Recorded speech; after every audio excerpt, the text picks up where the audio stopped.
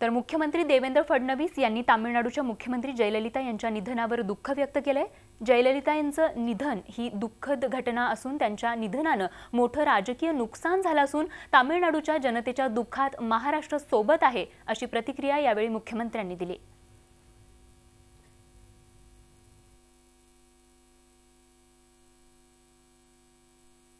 अनेक वर्ष एक युग हे जयललिताजी यांनी पूर्णपणे त्या ठिकाणी आपल्या कामाने आपल्या झंझावाताने लोकांना प्रभावित केलं।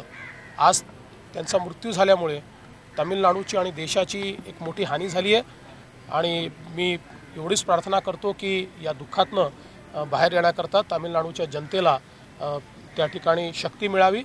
मी महाराष्ट्राच्या तमाम जनतेच्या वतीनं आणि महाराष्ट्र सरकारच्या वतीनं त्यांना या ठिकाणी श्रद्धांजली देखील अर्पित करतो आणि तामिळनाडूच्या पाठीशी या दुःखामध्ये महाराष्ट्र खंबीरपणे उभा आहे हेच या निमित्ताने मी तामिळनाडूच्या लोकांना सांगू इच्छितो।